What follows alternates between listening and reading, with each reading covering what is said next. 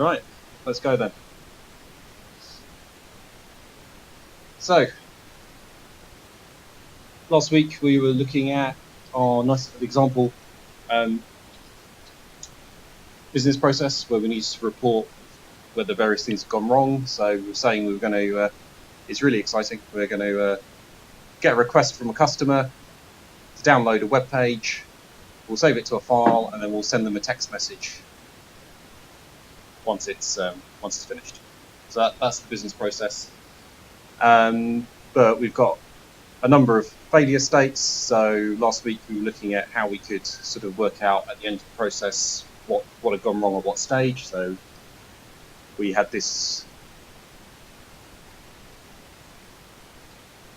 do process fail type here, which is all the ways it can go wrong. So we could have an invalid SMS number with what had gone wrong with parsing it. So that one, we need to do something about. We don't have the SMS number, we can't contact the customer at all. So the whole business process just fails, basically. We've got 3 in the middle that we want to report back to the customer. If they give us an invalid URI, the website's down, or we can't save it where they asked us to, then we just tell the customer, your process has gone wrong. And lastly, if we had a valid SMS number, but when we actually try and send it, we can't get through, then again, we're back to that's an error that we need to handle. So we've got these different error states. And we've got this do process result thing here, which is a sort of generic type. So it can have a success result of anything, or a failure result of one of these process fail categories. Did that kind of make sense to everyone last week?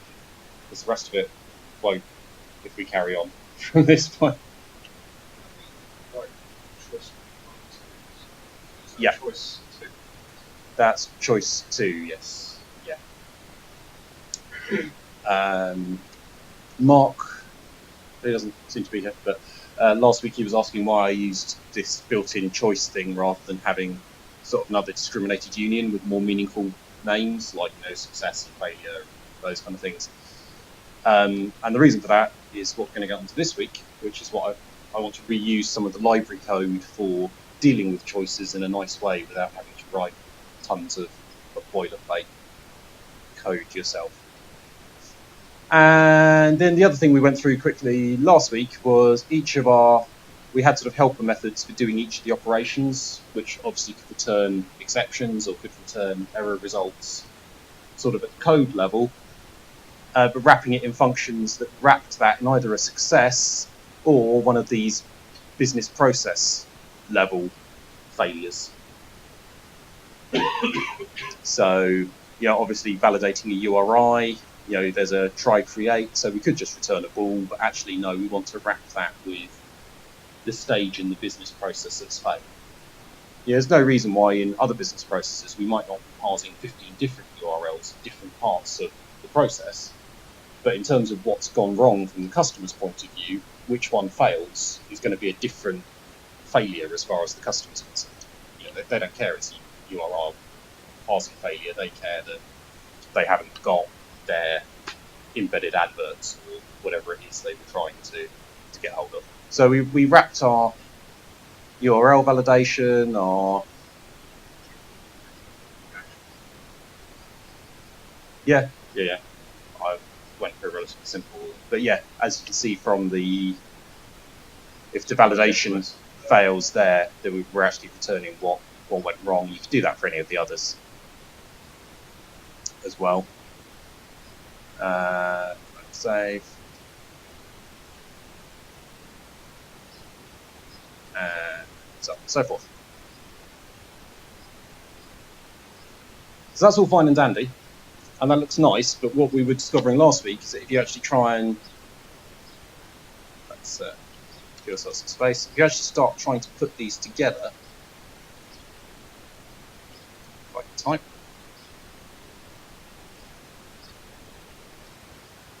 so what do we have coming in here? An SMS number, URL, think that's everything. We might end up with more later. So we end up with validating our SMS number. So we've got our validate number thing here. So let validate number. Wasn't just called validate number. Thank you. Okay, then validated number is a due process result. So then we end up going match validated number with choice 1 of 2 goes to process.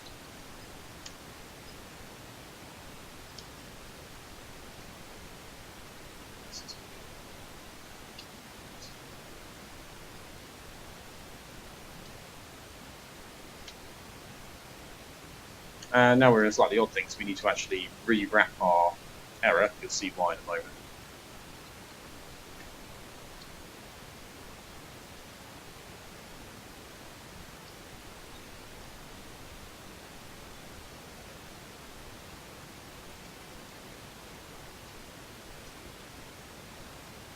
So then we validate our number, and then in here we end up doing our let validated URL equal whatever that was called.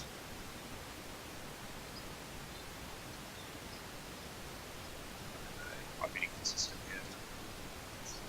here. Yeah. I love live. Okay, and then you end up doing the same thing again with blah blah blah blah blah blah. It starts getting quite painful quite quickly, and you end up with this enormous nested function, which is not much fun to deal with, especially because in all of these cases, if we do the error type here, then actually, we know what we want to do with this. We just want to pass on the error. We don't want to have to rewrite every time the fact that if there's an error, just drop out of the process and don't carry on with the rest of the business process. Because if you look here, if our number validation fails, we don't try and carry on and validate the URI. We just drop out immediately and skip the rest of the process. So some very clever people decided that they wanted to be able to use programming styles like this because they're also useful for things like asynchronous expressions. If you think about it, this is basically equivalent to continuation parsing. Wait for this asynchronous thing to complete and then do this continuation. And you can use it for a whole load of other things as well. But they didn't feel like writing this much boilerplate. So they thought for a while and they thought, well, if you think about it, we write just a normal function.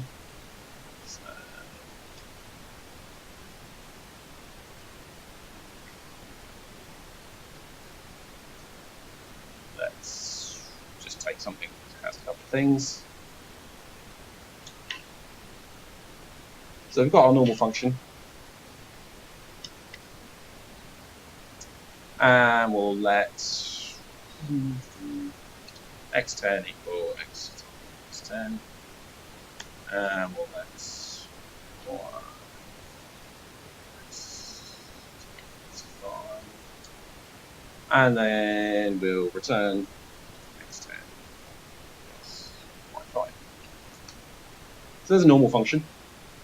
And they were thinking about it and thinking, well, these let statements here, they're kind of binding this name here with this value. They're kind of bound together. But that's kind of the same as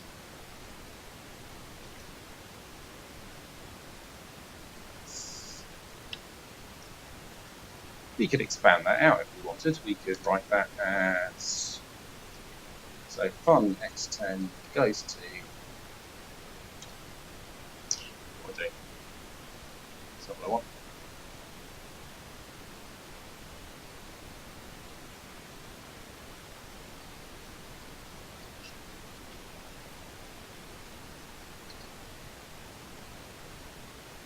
Yeah, okay, so sorry. So we can have x times 10. So we're not binding it to anything. And we're going to pipe that into an anonymous function that takes a parameter called x10. And then in that function, we're going to do... Let's not confuse ourselves too much. We're going to do y times 5, and we're going to pipe that into an anonymous function with a y5 parameter. And then that anonymous function there is going to return x10 plus y5. That make sense to people? Why is it better? It's not better. It's just equivalent. And it occurred to people that not precisely, but roughly, this is actually what the compiler does when it starts compiling this down. Because by the time you get down to your CLI code, you don't have much in the way of functions and stuff. You just jump around the place with your nice little assembly code-like operations. And they were thinking, well, if the compiler here knows that effectively these let statements are the same as wrapping things in an anonymous function that doesn't do anything, how about if we tell it to wrap it in an anonymous function that does do something? So we could, instead of just doing y times 5 here, maybe we have some repeating pattern. So we can say, if x10 from the last stage equals 0, Tailwind's not great.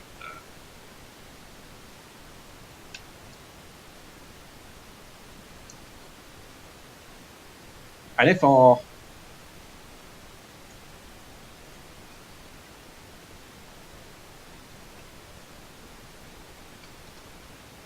so now if we could sort of have a way of telling the compiler that actually we wanted to do this same expansion, but we wanted to check each time if the input parameter was 0, and if it was, throw an error, then surely we could get the compiler to add that bit in automatically as it did the expansion, rather than us having to manually type it in each time. So this is basically what something called computational expressions allow you to do in F#. So let's leave that there. Let's go back up here. So our do process thing here, we're not particularly happy with that. Doesn't look very nice. We always know what we want to do with the choice 2 route. We want to drop out. We always know what we want to do with the choice 1 route, really. We want to unwrap it, like we have here, and we want to pass it on to the next function that will then return another choice thing. So let's get rid of that for a moment. So that's our repeating strategy. Fortunately, it's a repeating strategy that comes up a lot, so someone has already written us a computational expression that will do that expansion for us. So I'm going to open a little library here called xcall, which is on NuGet. Oops. So let's try that again. So we need to mark the area where we want to do this unusual thing. So we're declaring a block here where we're saying we want to do some choice computations in here. We want a sort of a binding strategy that does something slightly different. Now, obviously, it's a bit inconvenient to lose the ability to bind normally. So within our choice block, we can either do normal bindings. That's just an integer. Or we can do a let bang, as they call it in America for some reason, binding. And this will apply our special choicey thing. So if I do let bang, whatever it was, validate number, SMS,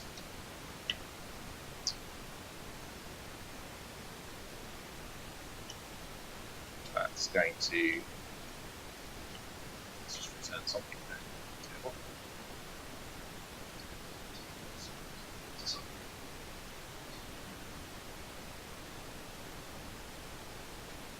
Oh yeah, sorry, a name. Thank you.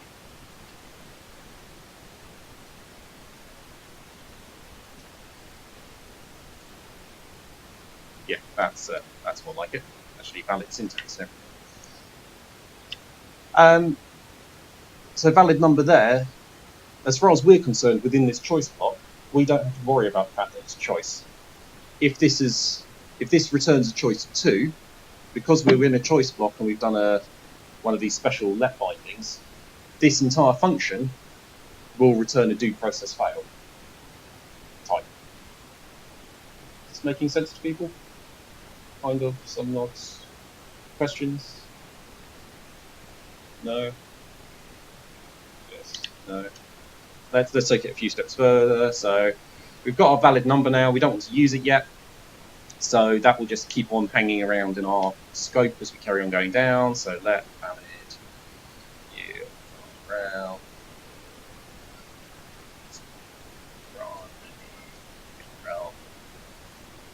I was having a bad day with name last week. So we've got a valid URL. Let's. So I get that let bang stop if Yep. Which has an error or choice 2. What's actually making it? What makes choice 2 stop that process? Because basically this. What's that? There's some magic. No, What if choice 2 wasn't an error, was just like a syntax? Well, this is unfortunately where you need to be a bit careful. Choice 2 always You're crap out of the choice.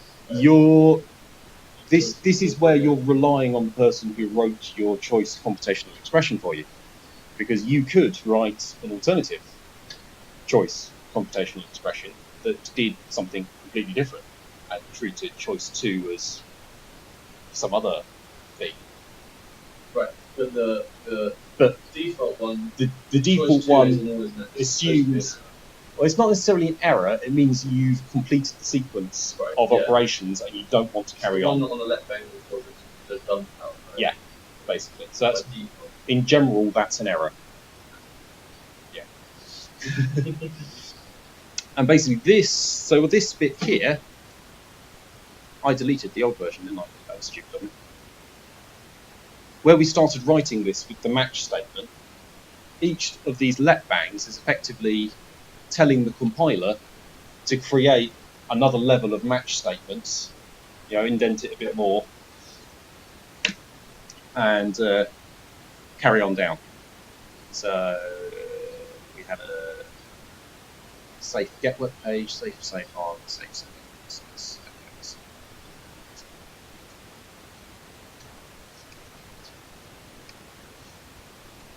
When you're saying you write choice, Yep. Right, all the code against it, dump part, makes it on top of one.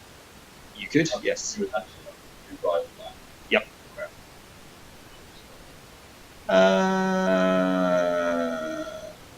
You would want to do that in some instances, right? You would want to rewrite, you would want to choice. Occasionally. You had 2 different parts, neither of them were to stop the Well, process. then you probably need Well- choice 3, which is like Yeah, the choice. The convention is that the last choice is normally the exception. Right. You can have more than anything. one choice. Oh, you can have like choice Up 7 up and to- 9 if you like. Up to 7, I think, is included.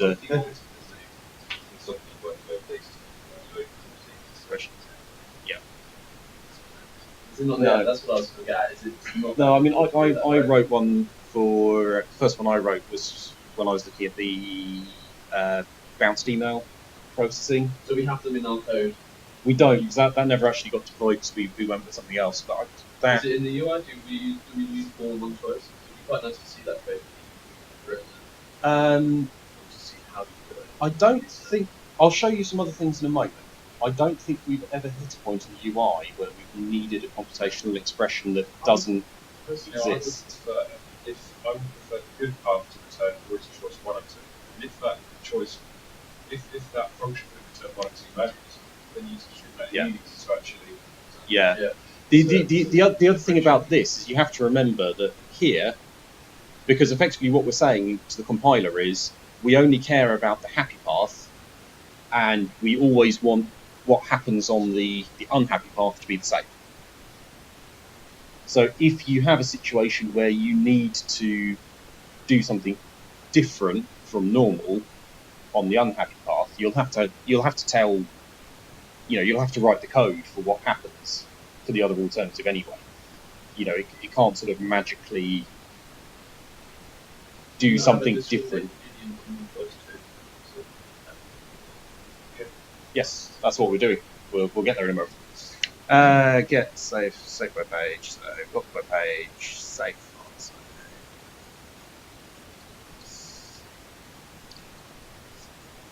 That might turn you actually.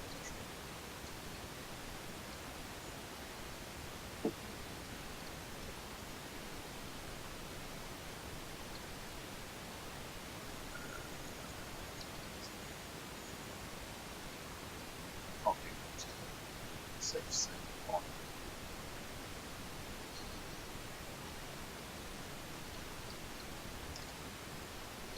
Although if you notice with all of these, this one here just takes a URI. So even though that URI, that validate URI returns a choice, that's the really nice thing about computational expressions. You don't have to care. You can just treat it as a URI.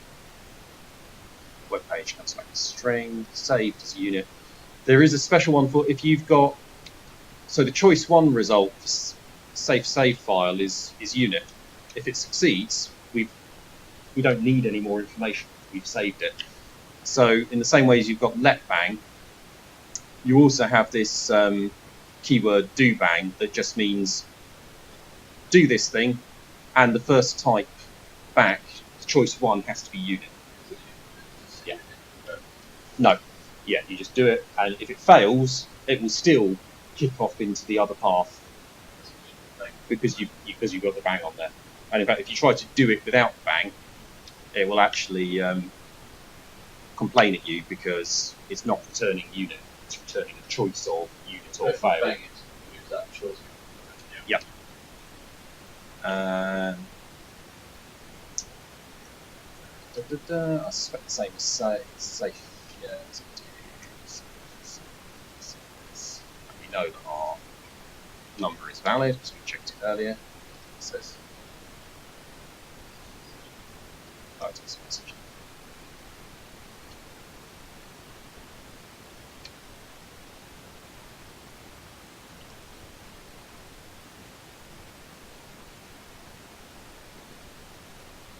I ran out of time to actually to write that up. Whoops.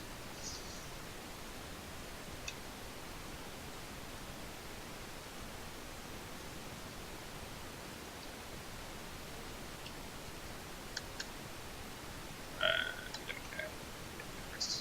Well, we do.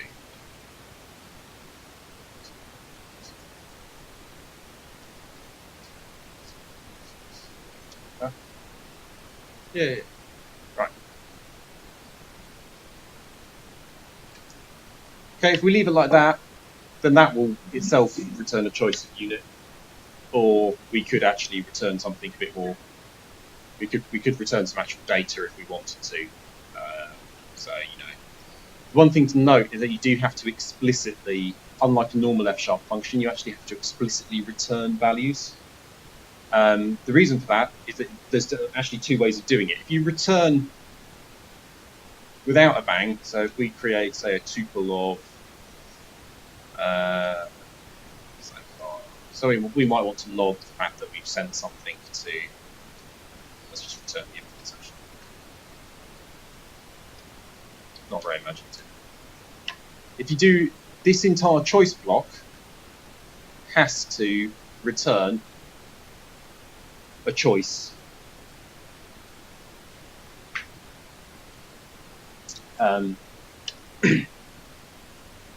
So what this will do is return command will wrap whatever you give it in a choice, You can also do a return bang, but then you become responsible for actually wrapping the result in the correct type. And again, that can become useful if at that final stage you want to return an error, because obviously if you do a return without a bang, it will always return it on the happy path. Whereas with a return bang, you can actually, obviously you wouldn't normally just,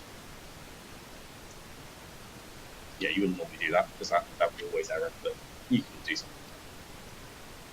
If you put the bang as unwrapping result.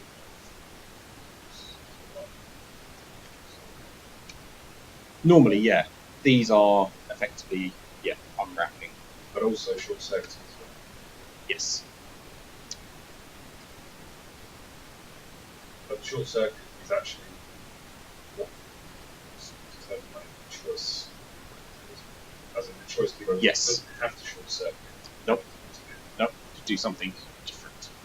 So, in fact, let's have a quick look at this. So, let's say, for example, does this make sense to everyone? Can everyone's...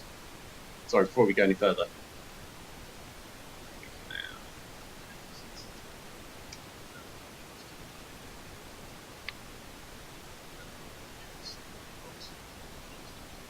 Yeah, well, that's the one I wrote. the one I wrote for the mail bounce thing. We had the weird audit client requirement. So rather than littering the code with audit client messages all over the place, I actually built that into the computational expression. So every time I do bang something, it's sent to an audit message.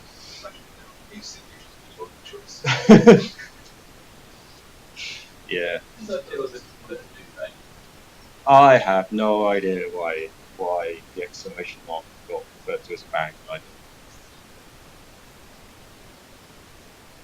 Okay, so you're in this lovely little choice world here.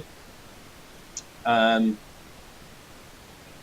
some point, if you actually want to hand your code back over to anything else, hand your data back over to anything else, you probably want to come out of it. So at some point, you do end up, at the end of the process, actually dealing with the underlying type, just to work out what you're going to do with it. But it means that we can have our happy path here and ignore all of our error handling. Yeah, that's quite nice and neat. It's fairly clear there what that business process is going to do if everything succeeds.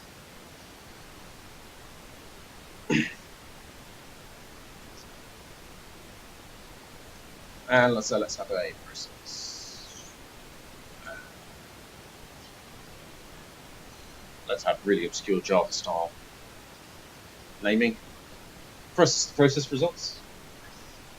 Nothing could possibly go wrong with that. And that takes a result. And we're going to have our log function. Why not? That's not logging, it's just stuff. So here we will actually have to match our results. So we've got this one, two. We don't care if it was successful. We're just going to. We're going to log a success message.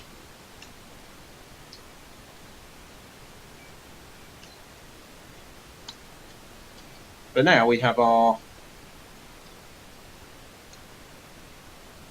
failure thing. So we go all the way back up to our list of possible fail states.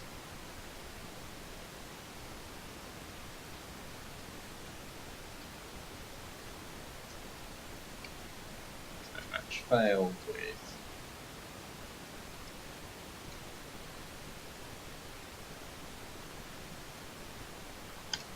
and we can do different things for each one.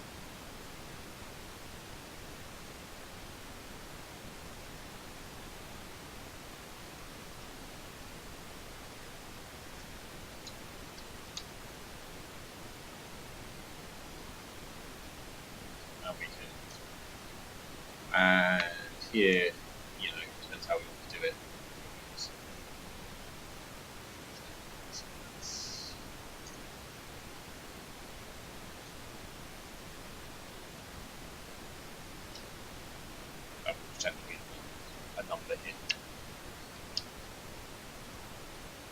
we don't in fact.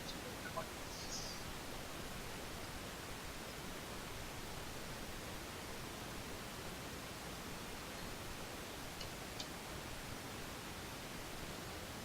And so on and so forth.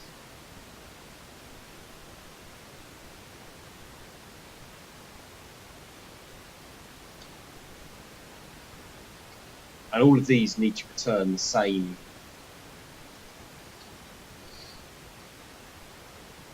time.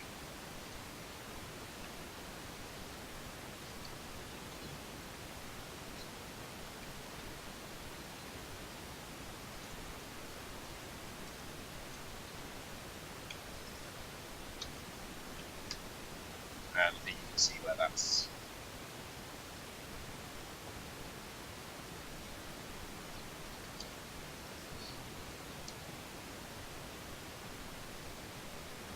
And obviously each of these here can actually be an entire process in its own right, without you having to include that process in your happy path at all.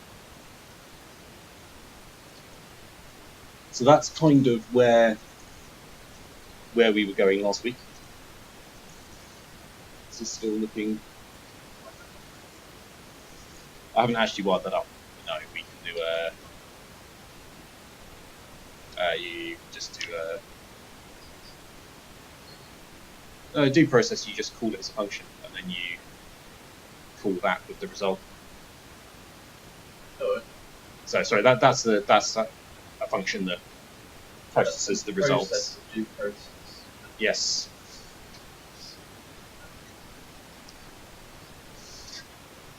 Yeah. Yeah.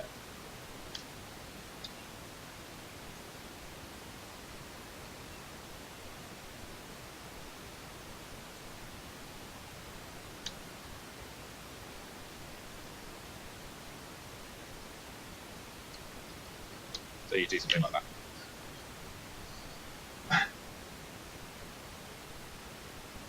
Why did I put an S on the end? Yeah, details. It's going to complain because it's not the right time. Anyway.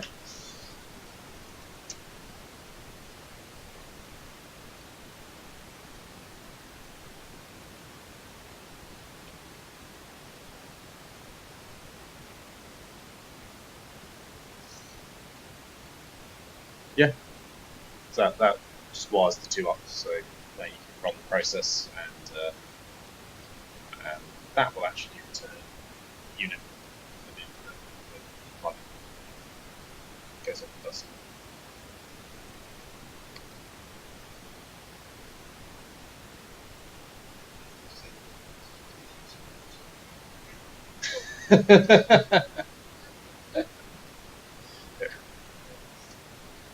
Preferably not, but there we go.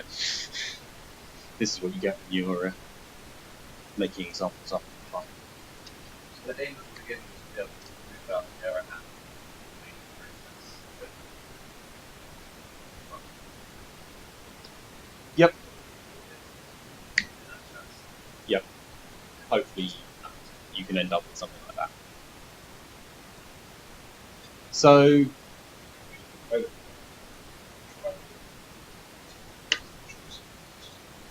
well, they can, but actually now that we've started looking at this choice thing here, the reason this choice block needs to return a choice type itself is that you can actually you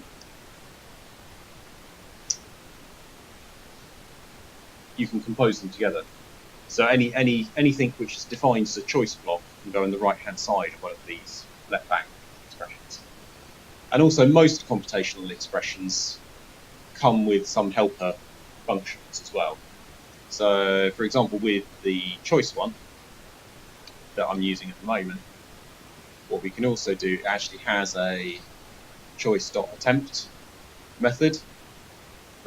So that will actually, you feed that an anonymous function that takes unit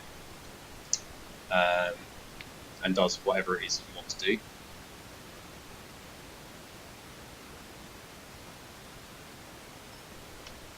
And that returns a choice of either unit or exception, so it wraps it in a try-catch block.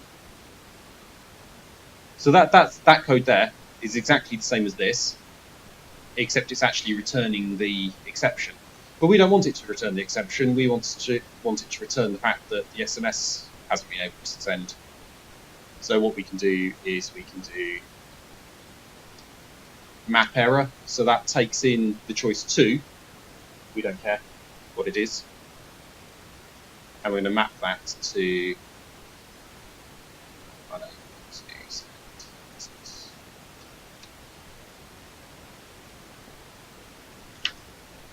so most conversational expressions, you get kind of helper methods like this with computational expression to help you lift these normal functions.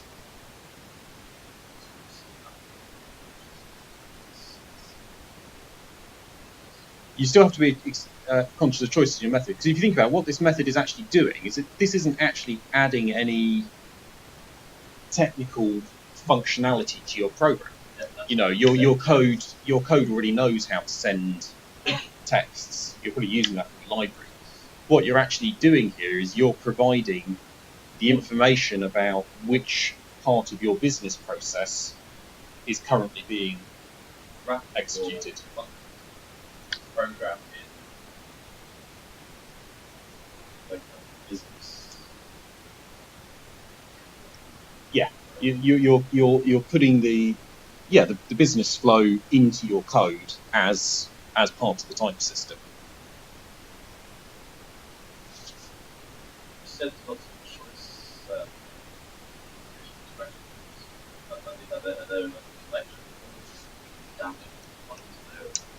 This Xtcore, there's two main libraries in F# sort of providing extensions to the core library. So there's Xtcore and there's F#X, and they kind of overlap, but they also, unfortunately, each of them has some things that the other doesn't. So it is a bit of a case of having going splunking in the documentation and deciding which one has the stuff you want. Part of the F#, they both. Choice is not part of the F# core library, no. There are some computational expressions that are. So there is the async blocks. I think what else is built in? Oh, query blocks enable you to do link expressions in F#. And for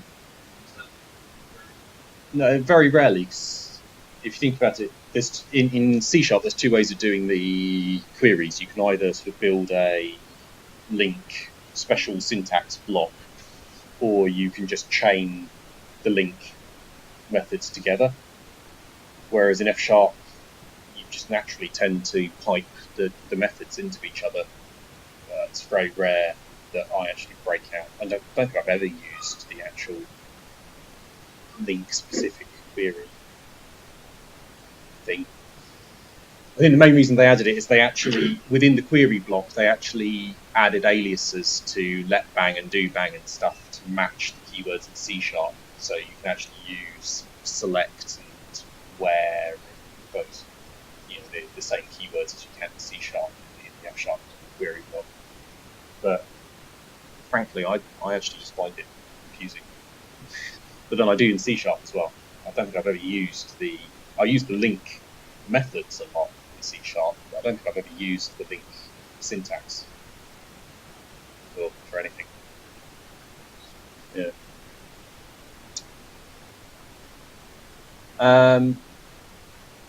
Okay, so as other examples, the other way you could have done this, let's do it with this one, is good if we can find one which has a couple of steps, but I don't think there are any.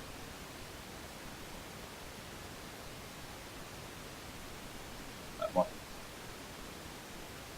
be a better one. So you can do something similar here where you can go, okay, let's rewrite this slightly. We know that we want to return a choice. This is a bit of a trivial rewrite, but you'll see why I do that in a moment, hopefully. So what we could do instead is we could this is quite helpful just from a getting the compiler to check your work for you point of view. That if you want this thing to be reusable with a let bang in another choice block, if you make the method the choice block itself, then at the moment that's returning choice of unit. It's like, actually that's not what I want. So we can return bang those, and that kind of explicitly does the same thing. And if you've got something that can't fail, you're really confident that it isn't going to do anything, then you can also just go. So my safe op takes. You can go choice return.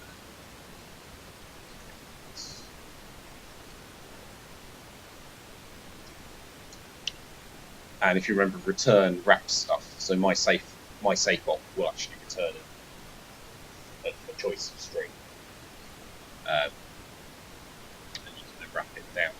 Because you can use, that's actually sometimes useful, but not that useful, because you can use normal let expressions within a choice block. So normally you just do let down the let bang at that point.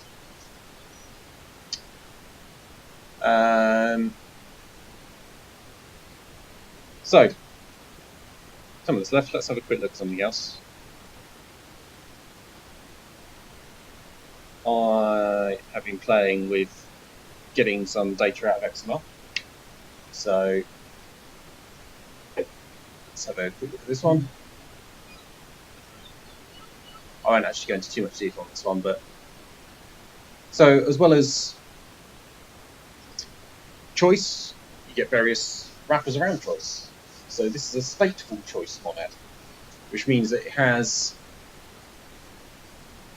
the. Have you all used the link to XML stuff, system.xml.link? You get X elements and X documents or something. Yes. Because the deserialization is broken unless I reference the GDS. As in, unless I reference the GIMP, I can't deserialize it.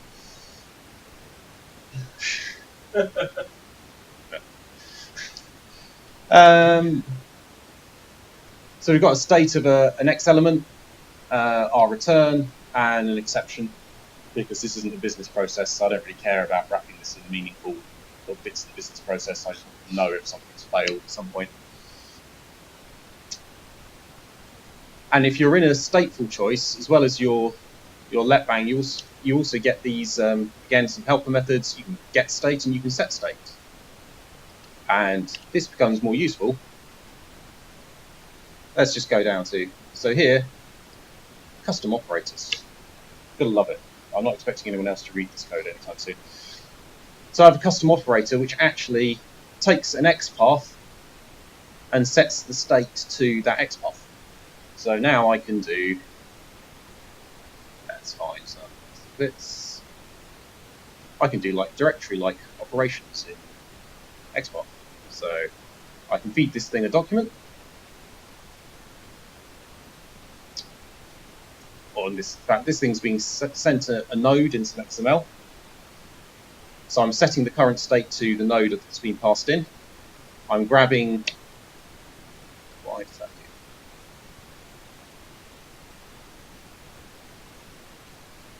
do? I'm grabbing the value of these child nodes using XPaths from the place that I'm currently set at. And then one of the child nodes, I don't want the raw string values, it's actually got child elements of its own. So I'm actually setting the location in the document and my state within here to the child. Does that make any sense? So it's kind of like navigating a directory structure in a file system, but doing it with an XML document. And then I'm pulling out from that child node the ID, the name, the type. And because these are all let banged, if any of these don't exist, then the whole thing will just drop out because I'm saying that actually that data should exist. If it's not there, then I've got an invalid serialized document.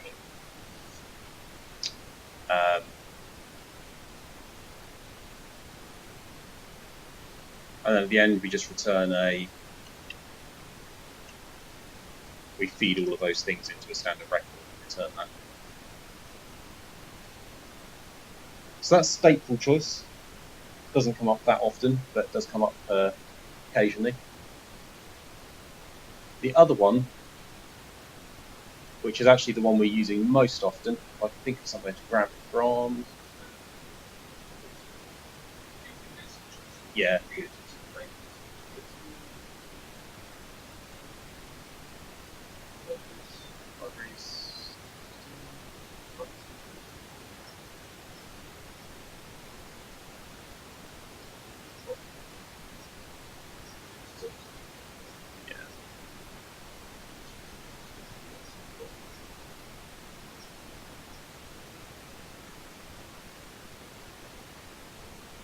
There we go, let's pick a smallish one.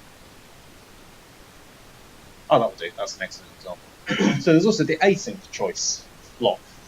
And this is ridiculously useful because async is great and all for when you're doing network operations, but obviously network operations tend to be also the operations that fail most often and in the most annoying ways.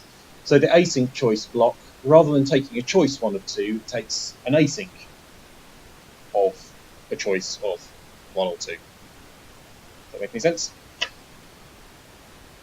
So this function here returns an async choice of either the result or an HTTP status code and an error message.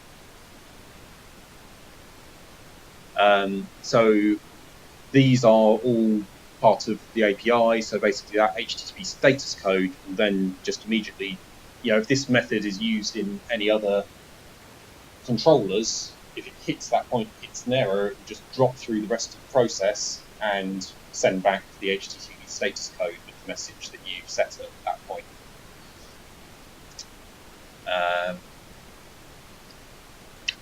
And then we have our lots of letbangy type things. So we're fetching some connection details with a letbang, or here we're actually calling off to an external statement, an external connection to see that a template definitely exists. And what's nice is that you can get this type ID thing here, and you can just treat it as an int, even though what's actually happening there is there's some weird async choice function in the background that's running off to a database, has all of the error handling in it, and will return a choice 2 of 2 asynchronously if there's an error. But in this function, we don't have to care. It returns an int if it succeeds.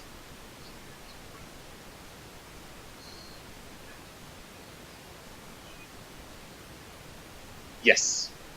So this is async in the sense that it won't, when you hit one of these letbang points, it will never continue the rest of this block until this is returned. What it will do is it will signal the .NET runtime to say that thread is now available whilst it waits for the callback. Yes. So this won't block the thread. It will block execution of the rest of this method until it returns, but it won't block the thread. Yeah, well, not quite identical, but very similar to await in C#. Yeah. So you can have a lot of these running at the same time. Yeah, I wouldn't. Yeah, there's quite a few there. So this, you could have a lot of these running. You could have a lot of controllers using this method in the background running at the same time. And because the majority of these things are actually I/O operations, they would all sort of run together quite nicely. And this would just orchestrate the I/O and make sure that you send the right database results back to the right cooler and those kind of things for you. So that's async choose. Again, that's from Xcore, I think. And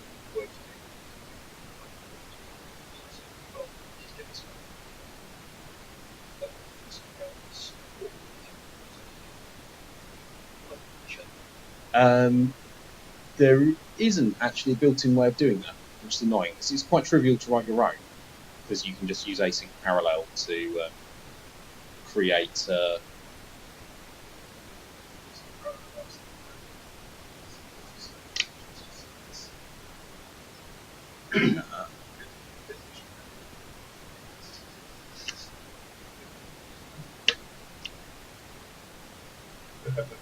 Yeah.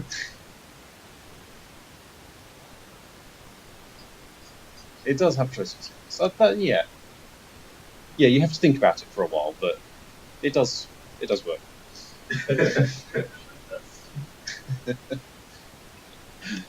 That's quite neat, actually. I like that.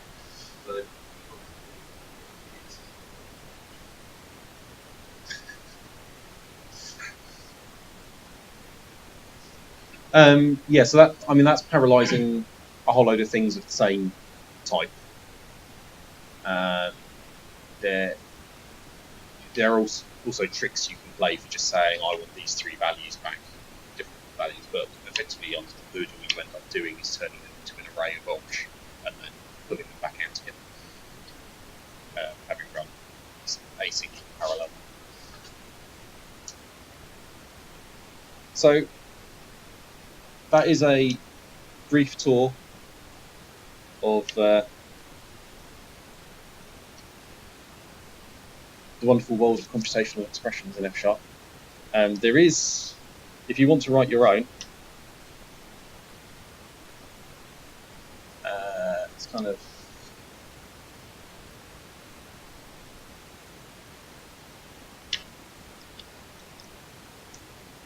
that's what expressions.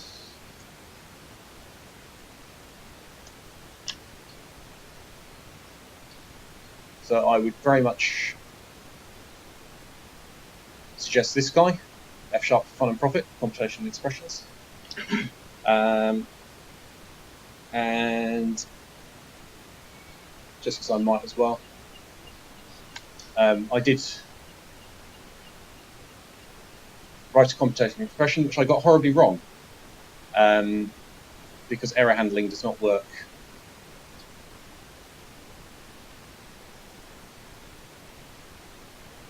quite how you would expect. But this particular blog post, I actually worked through. So this is what a computational expression looks like as a type. They're not actually quite as big as they look, because that's the implementation there, and that's just implementing an interface. So the only reason I suggest that particular blog post, even though if you look at the comments, I actually misunderstood something about how computational expressions work, but in an attempt to actually learn how they worked, I actually went through and applied the transformations that the compiler does to turn this piece of code here into standard F#. It actually runs through a substitution process on it.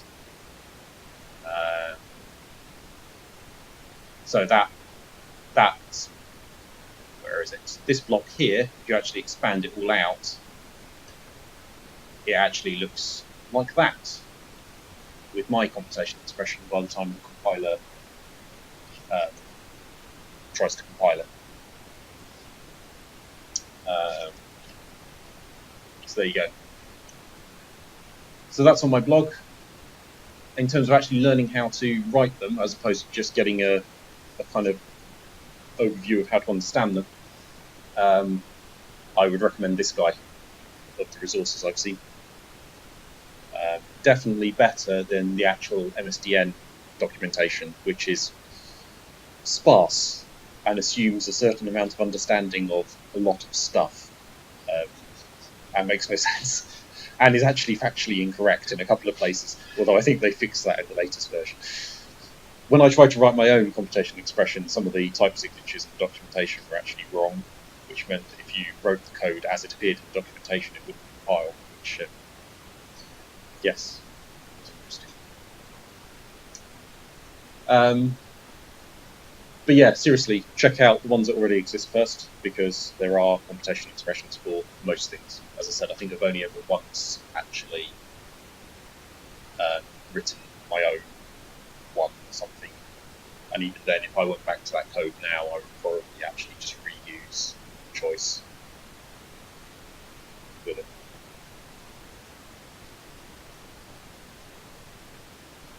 Done.